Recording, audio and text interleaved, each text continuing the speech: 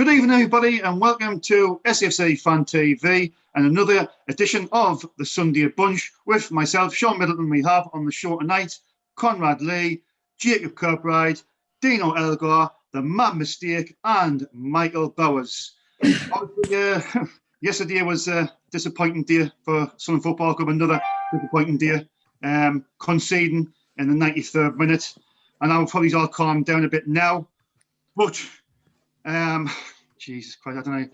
It was just a nightmare, lads. I mean, it's soul destroying, conceding that late. I mean, unbelievable. Anyway, when I get into the live chats, and see who's in there.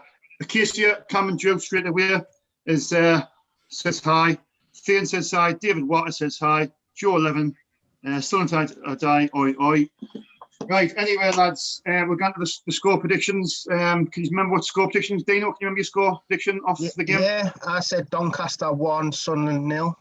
Right. Jacob, what was your score prediction, mate? I think I said 1-0 Sunderland, but you have to remind me. Say that again, mate? I think I said Sunderland 1, Donny 0, but you may have to remind me. I think it's. I think. Yeah. Conrad, you got the score right, and you 1-1. I did. My mistake, would you predict, mate? 2-0 to Sunderland, which it would have been if we had that Stonewall penalty. Michael Bowers? I went 3-1 Doncaster, so the result looks optimistic compared to my prediction. Right, anyway. What was yours, Sean? What was yours? You said 2-0 Donny, I think. No, 3-1. No, I said 3-1. Sorry, I said 3-1 Doncaster. So I was. We were both wrong together. Right. Anyway, like you say, the game ended. Doncaster 1, Sunderland 1 at the Keepmoat Stadium. Really disappointing day. The pressure is absolutely relentless now on Phil Parkinson. I don't know how he's going to let it stand on now. I've been sticking for him as long as I can, but I can't anymore. I think I'll go to you, my mistake, because I seen your video yesterday. I think your interview. You spoke for a lot of people. Respect me as well. You were hurting, you were down, but where did it all go wrong, Mr. Terry? Well, I mean, to be honest, I did a Hooford watch. I don't like to see Hooford football. I want to see Phil Parkinson get his team to play the ball on the ground, pass the ball. And yesterday, for me, they only hoofed the ball twice, which was a lot better. I thought the first half was a lot better. I thought we passed the ball really well. I thought we controlled the game 100% in the first half. I thought Doncaster weren't even at the races for the majority of the match. When you put that much energy into a game in the first half, it's going to take its toll in the second half. Now, in the first half, we had a Stonewall penalty where Gooch was side down. The referee was 10 yards away. The linesman was watching that. Do not know what on earth they were doing. They must have had money on Doncaster yesterday because that was a Stonewall penalty. If I've ever seen one in my life, we deserved the penalty there. We got a fantastic goal from Ledbetter. It was fantastic work from Gooch. It was a screamer for Ledbetter. I mean, I was over the moon for the lad. Absolutely. That's the kind of goal you want to see win a game. And it probably should have been the one that actually took the 3 points yesterday. But like the second half came out, we knew Darren Moore would give their team a good rollicking at half time because they were that bad. And they came out and they weren't that much better, to be honest. But what happens with League One sides and teams in League Two and Championship, not so much Championship, is that, as the game goes on, you start to get tired. They put that much energy and control in the game. Eventually, it will take its toll. Now, Phil Parkinson, this is where he comes into play with his team management. You've got to make your substitutions count early on in the second half when you start to falter. When you can see Doncaster is starting to dominate a match, you've got to make the substitutions 50 minutes, 60 minutes, get them on. You've got 5. You've got decent players on the bench. You've got another centre-back, and Sanderson could have come on to make the defensive better. Embleton could have came on a bit much earlier, to be honest. Let's face it. What's Embleton going to do in 9 minutes? Not very much. We had Graham, who probably could have swapped over for Charlie White because White was having a bad game. Even Gregan, you got Diamonds. You got lots of subs you can use in the second half to make sure that you get that energy level back up, because the energy level in the first half were in their faces, were all over them. I was a high press. For me, the first half yesterday was the best 45 minutes I've seen Sunderland play. I know we didn't score loads of goals, but actually dominating a match and passing really well. But when you start to tail off in the second half, this is where Phil Parkinson absolutely needs to earn his wage, earn his corn, and he fails every single time. He's so stubborn. everybody out there can see we're starting to falter. Doncaster coming into it. It's a matter of time before the score. I mean, even at 90 minutes, I thought, yes, we've won this. We've won this now. And it was a right kick in the teeth, you know. But I mean, if a manager could see, if I could see, and everybody else could see, we're starting to falter, he should maybe bring on Sanders and another defender just to sort of show up the defence a bit more. But for me, Phil Parkinson on the interview yesterday looked dejected. He looked like a man who had enough at Sunderland. And I know he wants to get paid his money, but if I've got pride as a person, as a manager. And if all the fans were against me, I'd just walk. I would just resign and walk away. He's getting no back and no help from Stuart Donald. Stuart Donald, for me, this is all just a short. All this takeover is an absolute load of bollocks. He's going nowhere. We know he's going nowhere. Even Kevin Phillips has been interviewed somewhere online saying that if there's no change, if this takeover happens, there's absolutely no difference whatsoever. There's no way a 22-year-old lad is pulling the strings. We all know he'll be pulling the strings when the takeover happens. So, is Phil Parkinson going to get sacked? Probably not, because Stuart Donald hasn't got the balls or the brains to do it either. Right, before coming to you, Dino, I was going back to live chat. Jack Dodd says, evening, lads. Roy Robertson, evening, great laugh, great show, lads. Joanne Punchin, David Keir, hi, lads, party out. Matthew Little, hi. Thane SAFC, I'm giving party one more game. Oh. Carl Stewart, even, lads. Gary FDM, party out. Matthew Little, party out, me thinks. And also, we're trying to get to 5,000 subscribers for the end of the year. So please subscribe to our channel. If you're unsure how to do it, just ask a family member, ask a friend. It only takes a couple of minutes and just help us on the way. Please subscribe and please give us a thumbs up. I've just noticed there, William Story's best mate. So thanks to Conrad for that as well. We all needed a bit of a laugh. Sorry, I just thought I'd mess about. I was the first one to notice that. Yeah. I noticed it straight away. I had a smirk on my face. So that's what you were smirking about. Anyway, Dino, mate, yesterday I know it was soul destroying that goal being conceded so late. Where do you think it all went wrong, mate? Well, first of all, with Terry saying we controlled the first half, I mean, I must have been watching a different game, because for the first 25 minutes, all I seen was Hoofed football. I couldn't see we're stringing a pass together. Yeah, we did get down the wings a couple of times, get a Hume's final ball letting we're down, but I really thought it was just hoof ball from us, hoof ball from them, and then all of a sudden we started taking control about the 25-30 minute mark.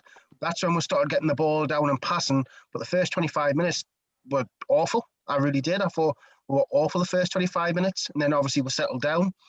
I think the nerves might have calmed down a little bit. But, I mean, I'm starting to, like, Remy Matthews in goal. I didn't mind it, but to me, he's dropped Lee Burge. I mean, he won't be injured now, surely. So if he's your number one, he's probably... What's up, Jacob? What's up, no, I'm agreeing with you. I'm just saying why. Like, what's Lee Burge done to be dropped? So for me, that means Burge has been dropped, because he's got to be fully fit. So I'm guessing that he's just giving Remy a go. He probably has no faith in Lee Burge. That's what I'm guessing. Yeah. The back three, I thought played all right. I thought Conor McLaughlin was class. I really did. I thought he was really good. Okay. And going forward, he's actually really good. Yeah. Luke O'Nien, positive as always. He was putting in some dangerous balls. He was doing flicks. He was linking up well with McLaughlin, which was good to see. It was like the Gooch and Hume connection. Both of them were playing very well together. Obviously Ledbetter's goal, probably goal of the season contender potentially. It was a fantastic goal.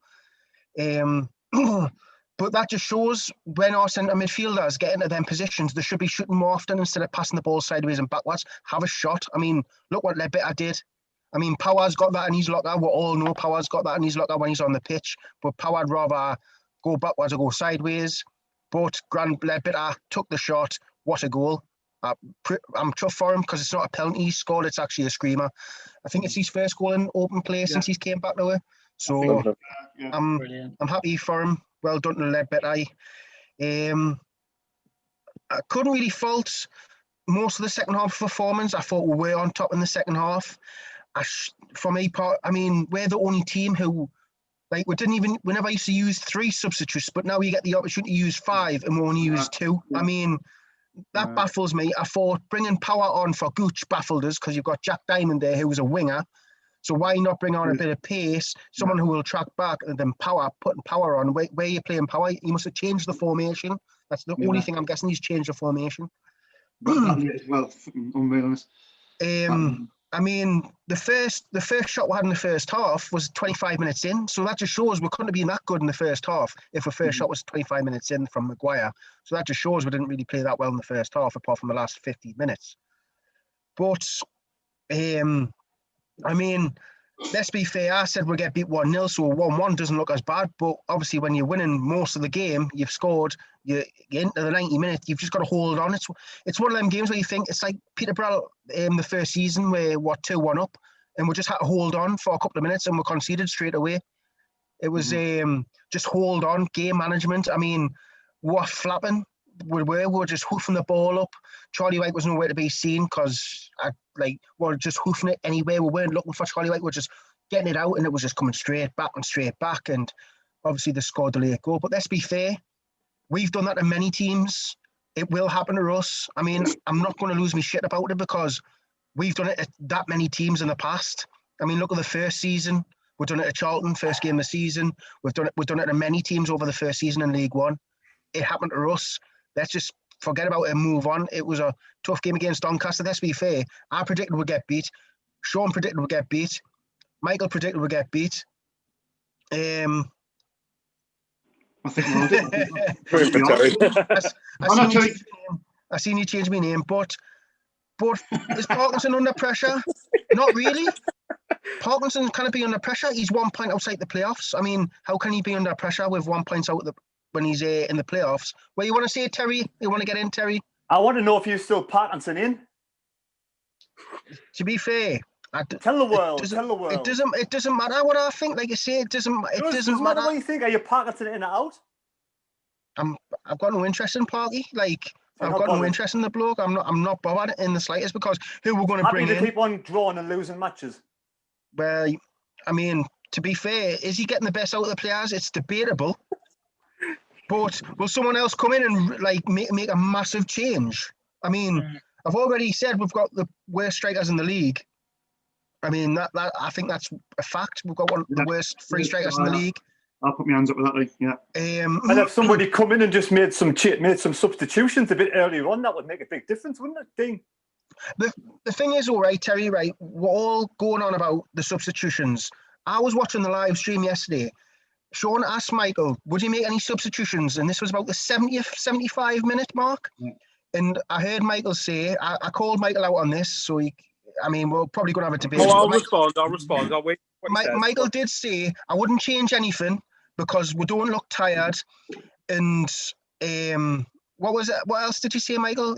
I think I said at the time, I said I wouldn't make changes. But I think about 10 minutes, I think not long afterwards, I did change my mind and say that I would bring on Graham for White, something like that, just because Graham can hold the ball up better. And I would say, what difference would that have made? Well, it wouldn't have really made much difference. That's my argument. It wouldn't have made changing the striker wouldn't make much of a difference because they're both the same player. They're both the same, and I'll respond when I come to my bit. Go on. No problem. Anyway, go on. Right, sorry, Daniel. Sorry, because I'm trying to catch up with the live chat. That's all, and then I'll come to you, Jacob, next. Yeah. Yeah. Right, the Save It Online shop at Andrew Robbins says, hi lads, Parkinson out, defended the whole second half. First sub after 80 minutes, he doesn't have a clue. Colin Midges says, hi guys, sorry if I've missed any comments, I'm just trying to catch up. Anthony Lee, hope all is well with Philly, that's Taffy Mackham. Bulldog Fitness, how's it going lads? Greetings from Manchester. Even lads, Mad Mackham 88. Nigel Dunn, creepy, I don't know how he's on about there. Chris Scott, we rarely test the keeper. Thin SFC. First half especially was we best we've played since Charlton. Right, anyway, Jacob, where'd it go wrong? To be honest, right now, it just feels like this club's just being dragged into the ground and you don't see it float into the surface, to be honest. It's just everything about the club right now is just sour. And with the current manager we've got in place, you just don't see it any better. I'm going to make this clear now. I was on the fence with Phil Parkinson, but now he's got to go. I'm sorry. It's just welcome to the club. Yeah, I've admitted it. He's got to go now. There's surely no coming back from this. There's surely got to be a manager who will change things up as soon as he walks in through the door and just do something different, because it feels like teams in this league now, they know how we're going to play. And Phil Parkinson's just reluctant to change things in the system, how he set up the players he puts out at all. I remember hearing a comment from a podcast this morning. Phil Parkinson at the moment, it feels like he doesn't understand the magnitude of managing a big club like Sunderland. It feels like, looking by his body language, he still feels like he's at a Colchester or Bradford City, to be honest. And you just don't see it getting any better at all. Like the first 45 minutes, if you compare that in terms of the tempo of the game compared to the first 45 minutes we played at Doncaster last season, where we're 1-0 up, Gooch scoring a brilliant goal. It was a lot of high tempo, a lot of shots, quickness in the game, was just completely awful, to be honest. And just it's hard to know, like, where's our next good performance. I know Grant Ledbetter was a fantastic goal. Just honestly, give the goal of the season award to him now. I just don't see any strike coming close to that for the rest of the season, to be honest. But the second half of the game, inviting so much pressure. Like, how hard can it be in this league to see a game out when you're leading? I don't get it at all. And 5 substitutes, the rule was changed.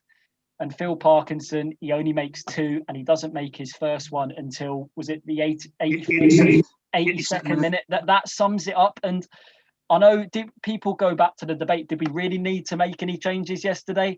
Well, if you're watching the game, Lyndon Gooch and Chris Maguire, they were limping for about 10 minutes, and like, he left them on still. Just change it straight away. You know, bring Max Power on earlier to like break up play a little bit. I know Max Power came on with like a few minutes to go, but if you bring him on earlier, it will, like, he can show his leadership skills more then, just to get his ideas across and like for the team to be more solid. But we don't look like we're going to keep clean sheets right now, to be honest. Just Flanagan for their equalising goal, not stopping the cross, even though Flanagan did have a really good game. One thing I don't get, Josh Scowen taking corners. What is that about? Grant Ledbetter, every time he takes a corner, it looks like one of our players, he puts in a brilliant delivery, and one of our players looks like they're going to get on the end of it. I just don't get the logic with Scowen on corners at all. I was disappointed with him yesterday. I remember there's a QPR fan that I play football with. I play football with down south. I remember speaking to him when he signed. He was saying to me, you've got yourselves a really good player here. He likes to chase onto balls. He likes to close down. He's a really good commanding midfield player. Have we seen that in Josh Scowen? Well, not enough on a consistent basis for me. But yeah, right now, I know a lot of people said that they would have taken a point going into yesterday's game, but to concede deep into stoppage time, it just shows that his tactics are just poor right now. And Fleetwood Friday night, Joey Barton, his cup final, right now I can only see a battering incoming, to be honest. Right, before I come to you, Michael, thanks a lot to you. I'll just go back to live chat because I'm a bit behind because I think we've been talking quite a lot. Chris Scott says, we rarely test the keeper in any games. He's got a point in a sense. Anthony Lee says, nothing will change until Donald is gone. Anthony Perth says, 5 subs to play with. We have plenty of options. Chris Scott says, Jurassic Party is clueless. John O84, Parkinson out. Jacob Aviard, Bowen Parkinson. Ian Son, 36 done. We've had enough of him. Not the other way around. Right, anyway, Michael, 1-1. Definitely 2 points dropped. It felt like a defeat. Where did it all go wrong, mate? Where didn't it go wrong at the end, I think, is a better question. Oh, there was so many things to pin their peg out of that game. Right, I think I'll follow up what Jacob said about when he said, Ben, I've seen people say they'll take a point at Donny. I wouldn't have. I would have took a point at Donny had we beat MK Dons last weekend. I might have said then, okay, a draw, not the worst result in the world. But because we lost last weekend, I was like, well, no, we can't be dropping points 2 or 3 games in a row. And not to right.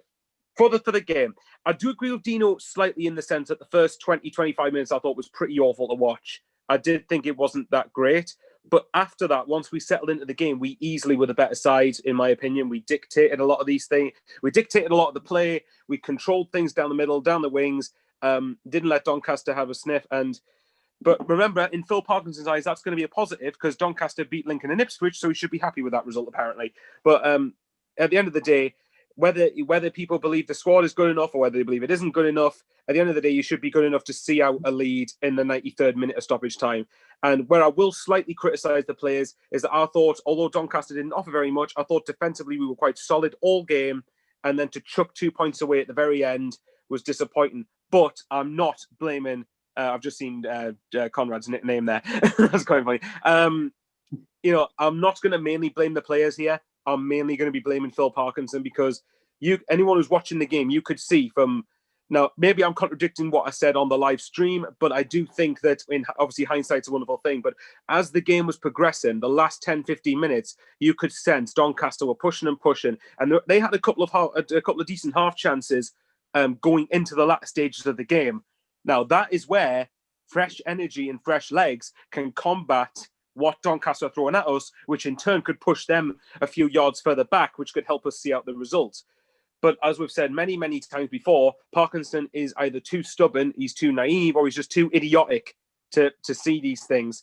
I really want Parkinson to turn this around. I really want him to get us promoted. I want him to succeed here, but I don't see it happening. If he's constantly going to only make changes either earlier in the game when it's enforced, or he's not going to make them until 89 and a half minutes, then what's the point in them being there? What is the point in them being there? Apparently, Parkinson, I don't know if any of you know this, apparently Parkinson was one of the advocates of 5 subs being brought in.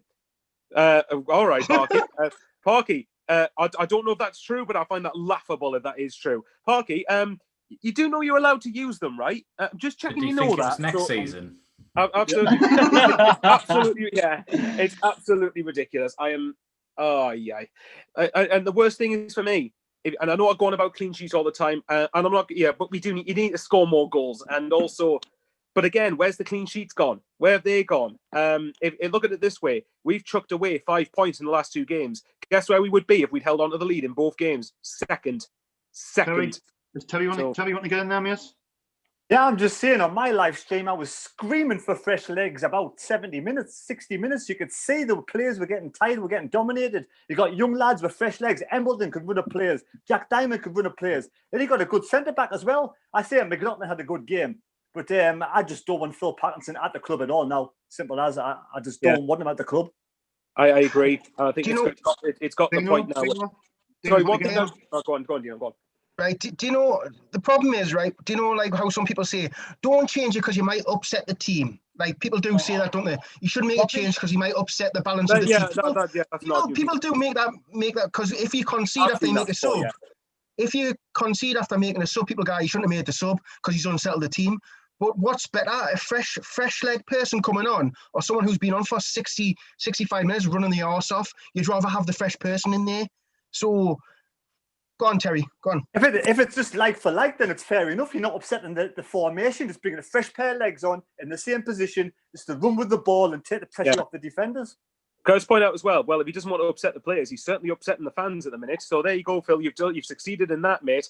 It's ludicrous, and I don't get it. I don't get why either he can't or I believe he won't adapt to what we need. He won't adapt to.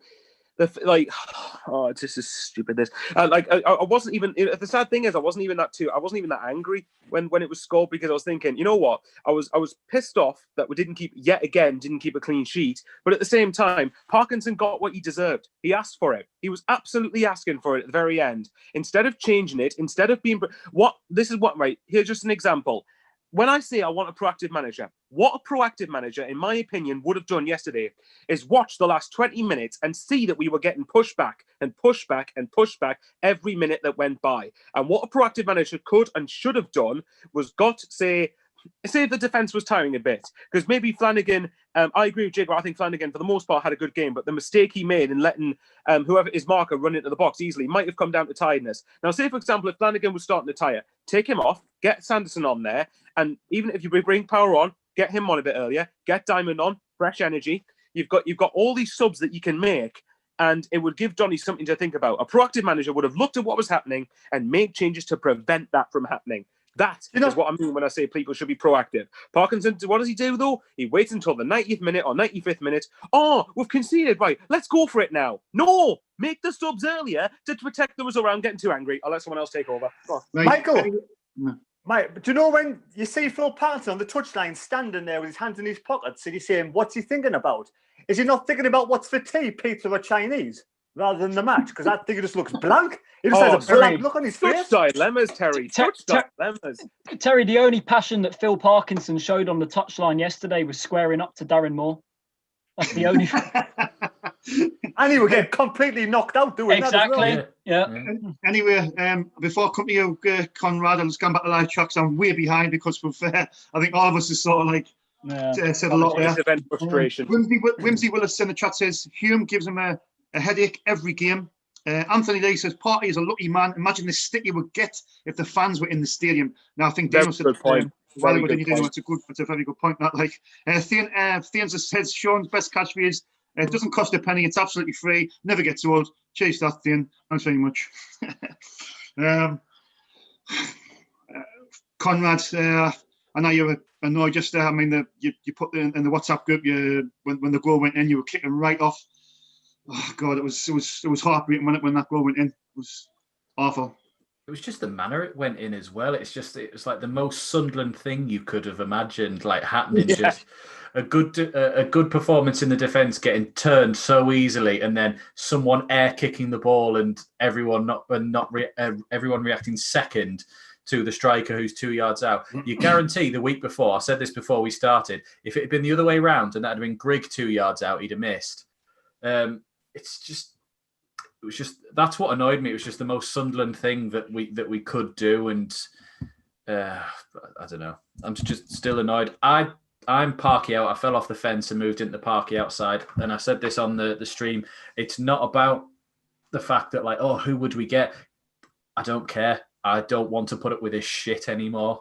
Like it doesn't matter who. You just have to look out there and go, right, well, who's the best candidate at this point on here? Like, have a look around at everyone. I don't have to settle for this just because we don't know or think there's anything better out there.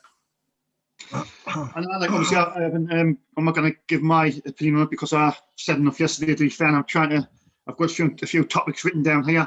I just want to get to a point of I checked this earlier on actually. The win ratio between Jack Ross and I give Jack Ross a lot of stick, didn't I? Which is a lot, Which was fair. There's enough proof in the pudding. No, I didn't like Jack Ross. But I looked at the win ratios between Jack Ross and Phil Parkinson, and actually Jack Ross played a lot more games as well. Phil Parkinson's win ratio at Sunderland currently is 40.43%. Yeah, Jack Ross's 50.67%. Jack Ross was fired for being in fifth as well. A massive difference. I mean, and I was quick to criticise Ross, and I wanted him out straight away. And I've given Parkinson a lot of time to be fair. But getting off them ratios, Dino, do you think the man is, looking at that, he shouldn't be even be in a job now? Well, let's be fair. Jack Ross's win ratio would have been higher if he didn't draw all them games. I mean, most of them were from winning positions, weren't they? Them draws. Yeah. The likes of Peterborough, we should have won that game, but we drew in the last minute twice. I'm positive. I mean, it is a joke. I mean, when you've got a team like we have, and I do still believe we're a bang average team. Let's be fair, but anyone can beat anyone in this league, and it's been proven this season. Mm-hmm. I mean, when you've got a team what we've got, and you haven't even got half wins. I mean, that's bad, that. But what does that come down to? Does that come down to Parkinson, or does that come down to the players losing concentration, making silly mistakes like Power with the penalty last week, giving away stupid fouls like Lee Burge did on the first game of the season? I mean, that doesn't come down to a manager. That comes down to the players. I mean, it always comes down to, are the players good enough? And half the time we say no. But now Parkinson's starting to fuck up. Now we're saying it's Parkinson's fault, not the players. It's a bit of both. I mean, yeah, Parkinson doesn't make the right decisions. Sometimes his team selections are disgraceful. His substitutions are awful. But the players on the pitch have still got to perform. I mean, why can we not score more than one goal? I mean, we don't even look like scoring half the time. Yeah, we don't have a goal scorer. I mean, I've lost all faith in Will Grigg after his 2-yard miss. I mean, I wanted him in the team. He's had his chances and he just doesn't put them away. Charlie Wyke, I still think he's been the most form player out of a bad bunch. That's not a good thing, because when the form goes, I mean, when's he going to get the next goal? You're just waiting. When will he get the next goal? And if he gets injured, who's going to step up? And then you look at the team and think, nobody will step up. I mean, it's not looking good, but I've come to the decision, Terry. I'm Parky out, but I'm not going to shout it every week and put it on me Twitter hashtags every week and talk about it every day. I mean, what's the point? I mean, that's up to the board, and we all know the board will not sack him because it costs the board money. And Parkinson will not resign for the simple fact he wants his payout. So I'm Parky out, but I'm not going to shout it like everyone else does. And that's all I've got to say. Before I come to my mistake on that topic, let's go back to the live chat. Bulldog Fitness, I'll give my left arm to have Chris Coleman back. That's a shout. I wouldn't have him back. Seriously? I wouldn't have him back. John 84, he could have made 3 more subs just to waste time and hold on to a lead. Yeah. Andrew Robbins says, get in, Jacob. Chris Scott, Jacob has seen the light, praise the Lord. Roy Robertson says, Nigel Pearson and Phillips as assessment. The thoughts, I'll come to that later on. But my mistake, what's your feelings on the win ratio between Jack Ross, who had 50.67 win ratio, and Phil Parkinson, who's got 40.43? It's a big difference, and he's still in the job. What's your feelings on that, mate? That's ridiculous, isn't it? Let's face it. I mean, it makes Jack Ross look really good now, and he was sacked in 5th place, and none of us liked him. And look at the football we're playing now with Phil Parkinson. It's probably one of the worst managers we've ever had in our history at this team. You can't get this team to perform and win matches in League One. I think we have a decent side. That team that we have there now is good enough to get up in the top 2 with the right system, right formation, with the right plan. You know, I think the system's poor. We've only got one plan A down the wings, and that's it. And then we cut inside. And yesterday was some bad crosses from Denver Hume as well, like I said. But I just, you know, a new manager will come in.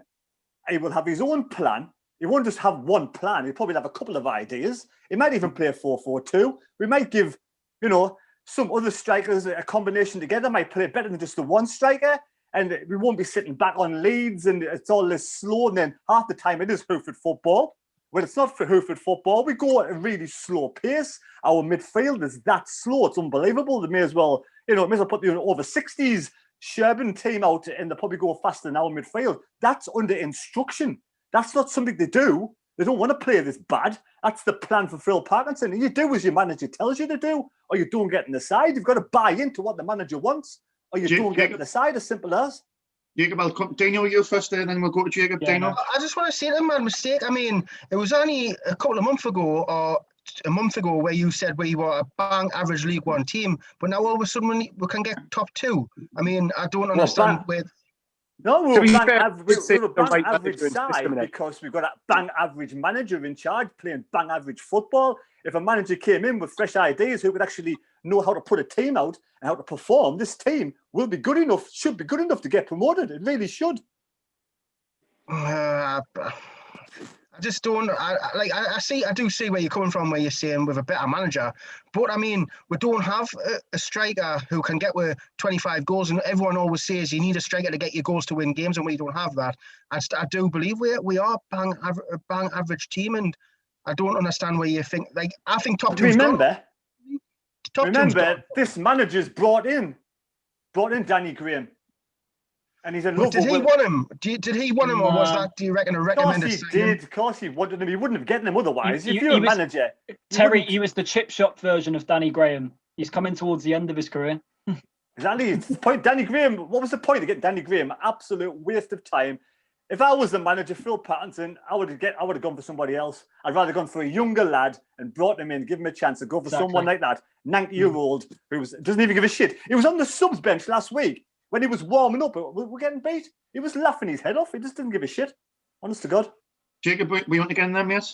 Yeah, just building on what Terry said, I don't think we have decent players in that squad, mate. If we're expecting that squad to finish in the automatic promotion places or even in the playoffs at this rate, right now, I'd think again, honestly, just building on what Dino said, our strike force is just bang average at best at the moment. And look at but the creativity in behind that in that game yesterday, particularly on the left-hand side with Denver Hume, his crossing was woeful, absolutely woeful. Like Denver Hume, he's just inconsistent. Like there's one game he'd be brilliant, he'd be whacking in balls left, right, and centre that would almost go onto the head of Charlie White. But yesterday, he would either overhit it, play it along the floor, and it would go past everyone, and probably just not even getting across it, or it would just bounce off the defender and then go out for a throw. But I think Denver Hume, he could do with a spell out the team. To be honest, I think it could make him reflect on why he's been playing poorly and not being inconsistent. I think Callum McFadzean could come in and do a decent job, but it's all down to Phil Parkinson. Michael, are you trying to get in there, miss?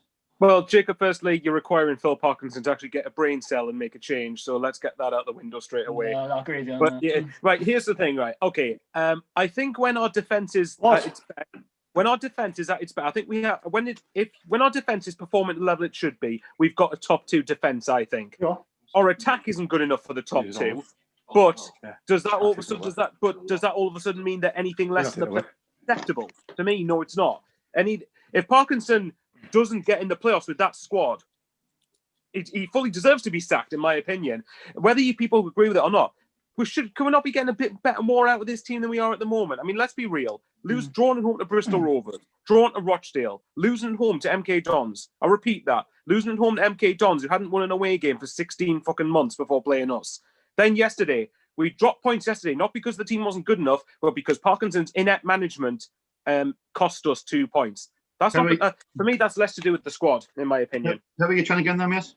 No, that's bang on. Michael says the team's good enough. There's bad managerial decisions. Yesterday should have been 3 points in the bag. We're leading against MK Dons. The team stops playing, starts defending a 1-0 lead. The team is there. This is Parkinson's tactics. It's all Parkinson's tactics. All we can do is go down the byline. We've got young lads like Dan Neil, like Jack Diamond, like Embleton should be brought into the team a bit more.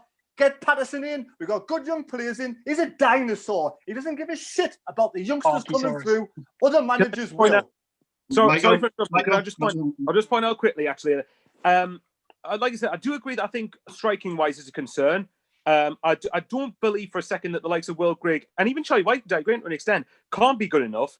But it's like, well, okay, maybe Graham because he's 35. But anyway, the point is, these players have proven across this league, across their careers, that they can actually do it. Now, that's on the manager then to get a system in place where you can actually get the best out of those players. But if we're assuming that this isn't good enough, where I will point the main share of blame is at the board when we had, again, I'll say it again, Nanjali was available on a free. Tyler Walker was in the last year of his contract at Nottingham Forest, I believe. Could have gone for him. Nope. Johnson Carcaris could have left Bristol Rovers. Nope. Didn't bother to get him. So if that's the case, the board and the club deserve every bit that they get for not being proactive in that department. Right, Michael, I'm just going to get back to the live chat. That's right, go for it. I'll come to you, Conrad. I'm way behind on the chat. Apologies in advance. We've obviously been talking a lot into detail, so apologies for that. Taffy Matten says, well said, Jacob. I don't believe Party still has the dressing room. Andrew Eddy says, Party out. Michael Fish, Party out. David Elgar, Parkinson out. Hi, lads of Lucifer. Hi, my mistake is a legend. I've just seen Terry's nickname, that's all. Nigel Dunn says history repeats itself. Could go back to the same before Ross went. That's why it's creepy. Anyway, Conrad, your feelings on the win ratio difference between Parkinson and Ross? I mean, it's a big difference, to be fair. And you know, Parkinson, I mean, I've stuck from, but I think he's got to go now. Like, me personally speaking. I've been very, very careful over the last few months to sort of, before I said this, that I didn't mind Jack Ross. Like, I thought he was fine. Like, it's like, I know that's not a popular opinion now, and it was heading one direction at that point. I will agree. We weren't going in the right direction when he went. But you look at the change you've made now and gone, would we have still gone, we're still doing bad now. You've made a change and nothing's really changed apart from now. We're not drawing as much.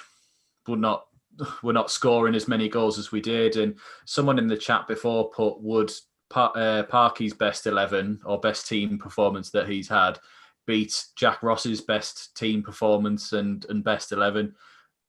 It's a bit slanted, but no, because Jack Ross would have Madger and McGeady in there who would have won us the game each time, and you can't blame Parky for Madger, but I'm going to go back to, can we blame Parky for not getting our best player to work within this system? I keep seeing the hashtag on Twitter of free McGeady. Like, yes.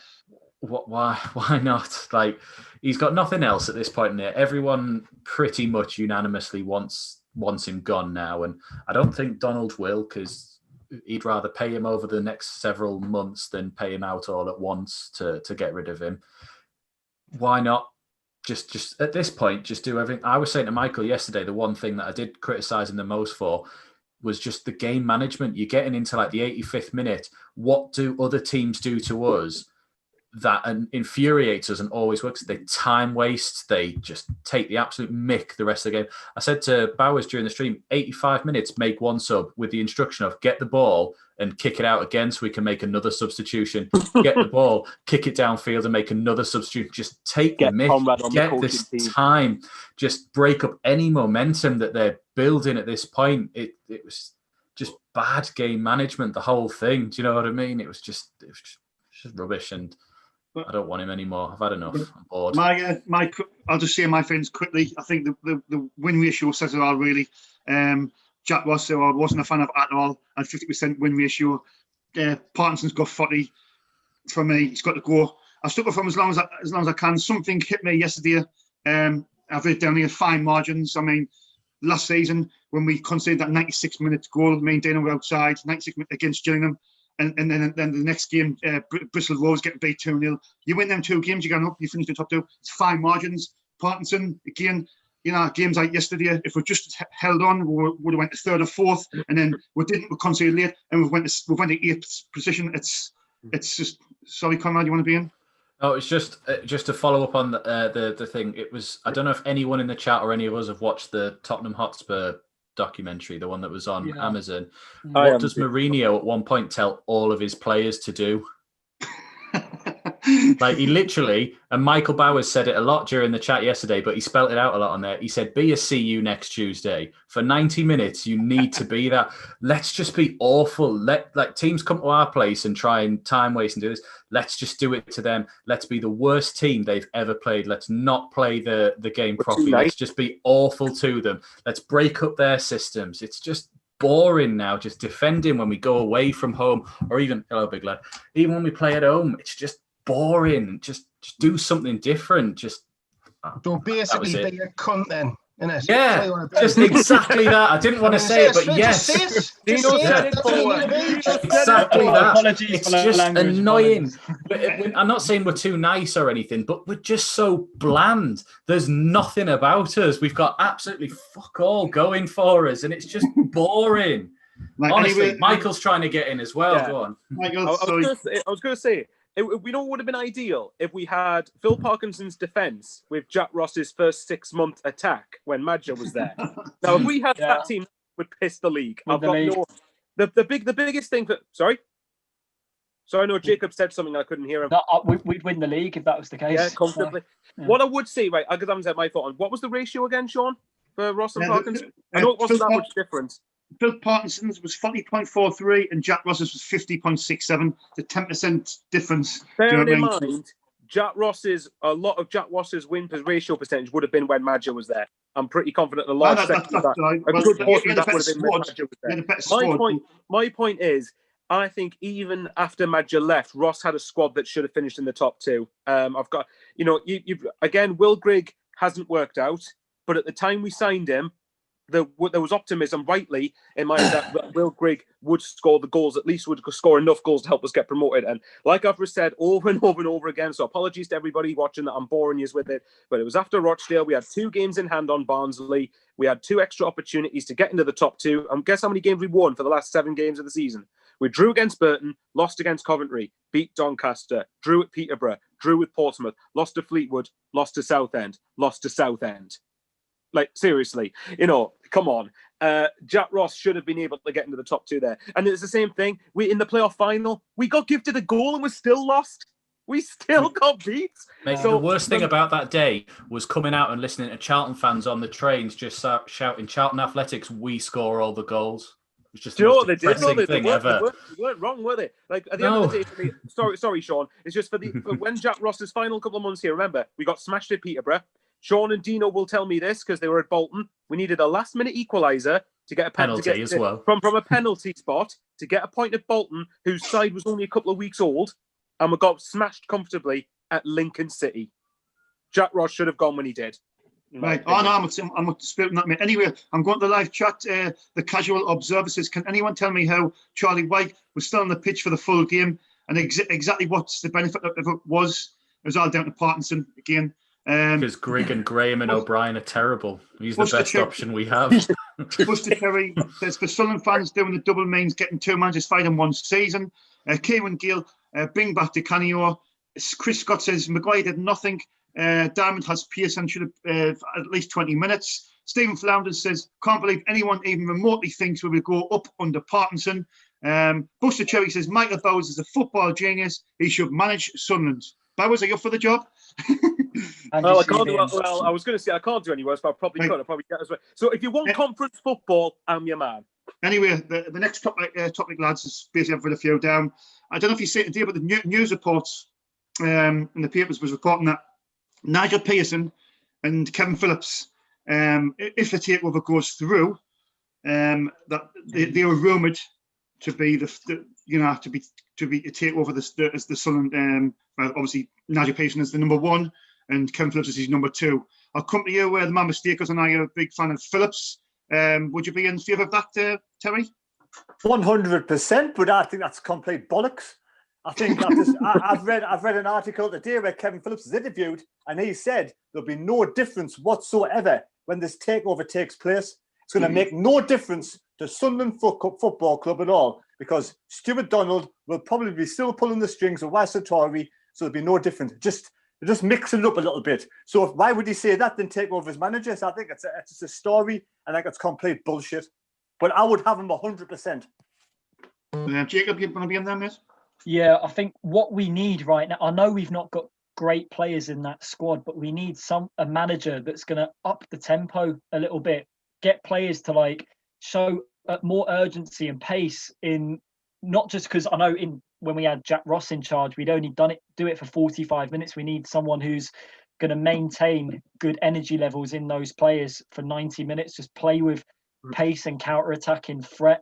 But have we got the players to do that? But I don't know. But we also need a manager that's going to have good motivational skills as well, that's going to get the best out of those players. Dano, what are your feelings on there? Nigel Pearson and Super Kevin is his number two, if it was to happen. We all know that will never, ever happen when we're in League One. Why would Nigel Pearson come down to League One? It wouldn't. Unless we paid him a shit ton of money. He did manage in the league with Leicester, though, didn't he? I'm sure. But now managers don't want to drop to League One because it is a hard league to get out of, and it's a low standard of football. They want to be in Championship and Prem. I mean, Nigel Pearson wouldn't want to drop down to League One just in case, because if you can't do it in League One, and then it'll hinder your job opportunities elsewhere. So if you get sacked from Sunderland in League One, where do you go from there? Because you weren't good enough for Sunderland, so where do you go? It's just downhill. It's downhill if you can't get a team like Sunderland out of the League One. But what all Parkinson needs to do is stop being naive, make some more substitution, change the fucking team up, bring Daniel into the fold, put Jack Diamond at right wing back, bring O'Nien into the middle. Try something different up front. I mean, it's not hard. Make your centre mids actually drive with the ball. I mean, if Power got on the edge of the box, if Parkinson said to Power, get the ball, drive with it, and fucking have a shot when you can. I mean, it might make the little things might make a massive difference to someone like Power, because Power tries to play like Paul Scholes, tries to dictate the play. You've got to have every single pass in your arsenal to play like someone like Paul Scholes, to dictate from the middle. You've got to have Pirlo-esque touch, long-range passing short. Power doesn't have that. All Power has is a good shot and passing backwards. I mean, because every time I've seen him play forward, he loses the ball. He needs to know what he's good at. Power thinks he's good at everything. He's not. What Power's good at is getting the ball, having a shot on the edge of the box. That's what he needs to do. If Parkinson just done the little things we want him to do, bring some energy into the team, some pace with Diamond, Neil, bring O'Nien into his right position, maybe things would change. But when the team plays that the way they are, he thinks they're doing a good job, which I still don't understand, because he's a dinosaur. He thinks that's good enough. And if he doesn't change, it'll never be good enough. Terry's wanting again there, Terry? I just want to say, I think Dinosaur Parkinson will never change. He's too stubborn. I think he's thinking we can use 5 substitutes. All the fans out there telling me to use me substitutes. I'm not going to use them. I'm stubborn. I'm not going to use them. I'll do it my way. If you don't like it, stuff yourself. That's the way I think he just thinks. With Parkinson, right, you know what it's like? It's like trying to teach an old man how to use an iPad. He's never going to learn. Exactly. He's never going to learn. You're probably not wrong. Do you know what I mean? He's never going to learn to make more than 5 substitutions and change his team and change his system, because that's the way he's done it since he's been a manager. He's probably had the same system and he won't change because he's old, he's naive, he doesn't move with the times. That's why Arsenal fans disliked Arsene Wenger in the end, because he wouldn't change. And that's what's wrong with Parkinson. He won't change. I'm old. Oh, sorry, what was that, Sean? sorry, Terry. I'm saying I'm old, but I change with the times. Why can't the dinosaur do it? Get Terry in for Sunderland manager. Get him in. Jake, what are you trying to get in there, yes? In the mind of Phil Parkinson, Alexa, how many substitutions can I make in a game? That's basically it. That's in the mind of Phil Parkinson, to be honest. He will never change. Like Dino said, it's him like an old man trying to work an iPod. Like an old man trying to work technology in general. Like it could be a slow rebuilding a learning process, but is it going to get any better? No. Anyway, I'll just go back to the live chat before I come to you, Michael. I'm miles behind. SPG says I'd settle for the Red House club manager at the minute. Colin Major says bring Super Kev in as manager. He's got to start somewhere. My mistakes said that quite a lot. Andrew Eady says Ross' average league position was 4th, Partey's is 7th. Good point. Ryan Skeffers says I'd like to see Mancini get the job. No, that's not going to happen, mate. Yeah, I'll wait. Chris Scott says Parkinson plays power. Michael Bowes is commenting in there. Mad Macam 88, Gus Poyet and Super Kev. That's a good shout. Stu Shaw, Michael Bowes looking up at the gods. Anyway, Michael, what's your feelings on obviously Super Kev and as the assistant manager and Nigel Pearson as the manager? What's your feelings on that? If you know, and that people saying they're not going to come to League One, but if there was a takeover and these new people are ambitious, you know what I mean? It would be a good appointment, I think. Well, like I said, I've had my opinion on Super Kev as manager. I think it's quite a romantic suggestion. I don't think it's based on managerial experience. But no, you know, Michael, hang on, just go on. But no, I'm saying Pearson is the manager. No, I was going to lead on to that. Sorry, Paul. No, I was going to lead on to that. My point was going to be, I would have Phillips in. If it was as Pearson's number 2, I would have him, yeah, because they know each other quite well. I would have Pearson, would I have Pearson? As long as we had an ostrich as our mascot at the games, that would be great. But in saying that, Jacob, I don't understand that. Do you remember the press conference where he had to go to do you not remember it? When he had to go to the reporter and he was like, have you been burying your head in the sand for 6 months? Are you an ostrich? Nigel Pearson. Nigel Pearson. I think I'd have to go back and watch that. You have to, no, honestly, watch it. And literally, anyone type in Nigel Pearson, ostrich. It'll come up with that press conference. Anyway, my point was great. Seriously, though. I have to agree with Dino on this, unfortunately. Would I have Nigel Pearson? Yes, because I don't think he would take any shit. But I just cannot see Nigel Pearson wanting to come to League One. Although someone in the chat, I can't remember who it is, did make a good point that Darren Moore was in the Premier League not long ago with West Brom and in the high end of the Championship with West Brom, and he came down to League One with Doncaster. So there would have to be very certain set of circumstances for Nigel Pearson to agree to come here. But at the end of the day, Dino's mentioned it again. Are we going to get rid of Parky? Certainly not under this ownership. And apparently, if this takeover, fakeover, makeover, whatever the hell it is, if it happens, Parkinson apparently could be set to remain in his position. Are we really going to get rid of him? Probably not. If we did, I'd take them, but I can't see it happening, unfortunately. Obviously back to live chatting. Also, please give us the thumbs up if you like what we're doing. If you don't like us, then give us the thumbs down. But please learn to like us. Remember to subscribe to our channels. We're trying to get to 5,000 subscribers by the end of 2020.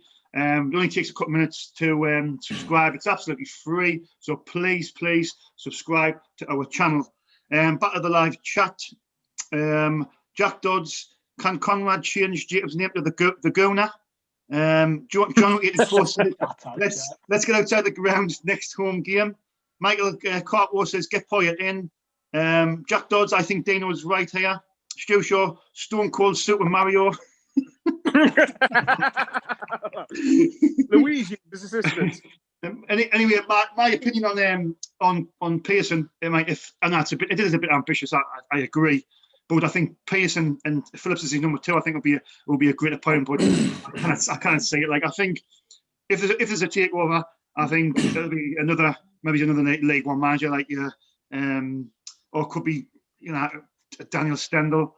I can't see it. I can't, like as Dino says, I can't see Pearson coming from Premier League to League One. I think Phillips will come as manager, but I think that's risky. Jacob, going to be in there? It'll be interesting. Say if we get a foreign takeover, could there be a manager like overseas that we don't know too much about who could come in and take the job? Who knows? Yeah. But say I've got a topic. Has Conrad know how do you say it, by the way? Has Conrad has he said out about No, he's buried himself in his hat to hide his hairline. Sorry, Conrad, I'll come to you then. Pearson and Phillips, would you be happy with that? Yes, there's my say. Was it worth the wait, Dino? Correct.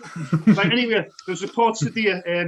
Michael might have seen this, and Jacob actually on Twitter. Mark Donnelly, the reporter for the Sunlight Law, he says he understands that the national report suggesting that the American investor Matthew Pauls is eyeing up a deal to buy, obviously a deal for Sunderland FC is accurate. Yeah, and he's now got the batters to go through with the deal.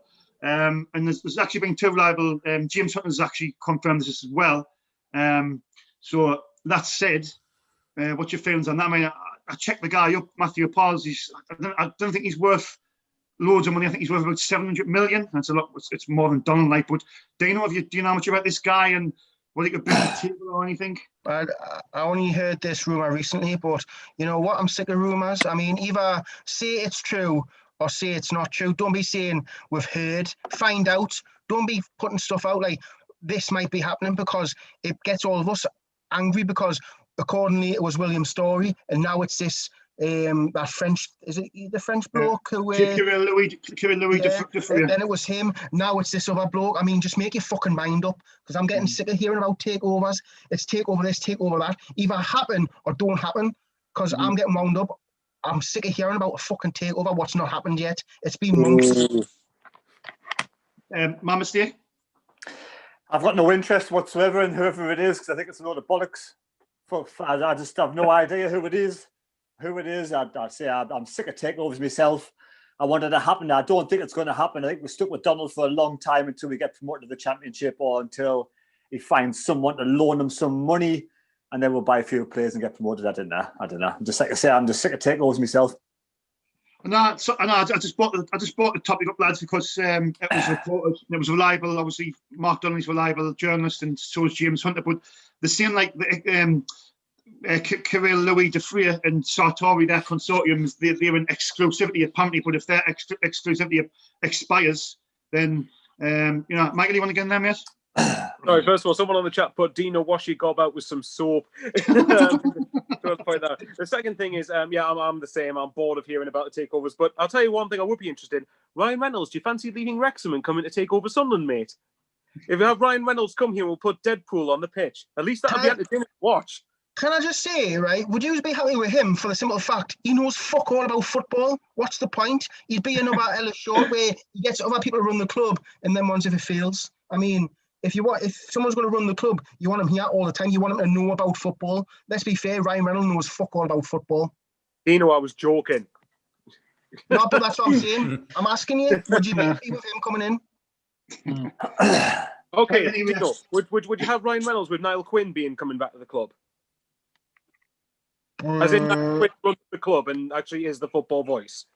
If Niall Quinn ran the club and made everything happen, because yes, he knows about football, Ryan Reynolds. If it was Ryan Reynolds' money, then fair enough. But Ryan Reynolds would want to make his own decisions because it's his money, and I wouldn't want that in a million years. Fair enough. I just thought we'd have a laugh. Look, lads, we've run out of time. I just want to get once. I've written 10 topics down, but we've only done about 3. Anyway, I just want you to give one-word answers. Who's to blame for all of this? Right? I've written who's to blame. Is it Donald, the players, or Parkinson? I want you to give one answer. One answer, just the one. Donald, players, or Parkinson? Dano, you go first. You know what? I'm going to say players. Right, Conrad. Cheating, all of them. No, just the one. Donald. Donald. My mistake. Do it, Donald. Jacob. Mr. Stuart Donald. And last but not least, Michael Bowers. Football god, because he hates us. Fair enough. That's not as cheating as my answer was. He always dodges the question, doesn't he? Dino, tell me I'm wrong. You're wrong. It's got nothing to do with football gods. Called a joke, lad, but all right. Bowers, that joke was Dollar's dishwater, mate. Well, tell us I'm wrong. Michael, it feels like football gods for the first part of a decade. So, Donald, players, or Parkinson? Quickly. Fine. Players. Players. Yes, right, thank you. Right, anyway, that's just about wraps it up. Sean. Right, well, you know my view. You know, David, Donald's, clearly Donald's. Nah, I'll just say Donald because, to be fair, This is Max Power. It's Yes, Max yeah. Power's Max fault. Power. All of Yeah, it. he's going to play All of it. power. Not the Max players. Power. Just Max Power. he hasn't backed Parkinson, to be fair. But you know, I agree with what my mistake said. I still believe the squad's good enough to get at least in the top 6. Well, I believe. But anyway, it's our opinions. That's just about wraps it up. Thanks for everybody for tuning into the live chat. Sorry I didn't read your comments out because there was that much getting said. I couldn't sort of go back and forth. But thanks for interacting with us. And anyway, we'll see you on Thursday. But from me, Sean Middleton, and Conrad, Dino Elgar, Jacob Kirkbride, the My Mistake, and Michael Bowers. Thanks for tuning in, and we'll see you Thursday at 7 p.m.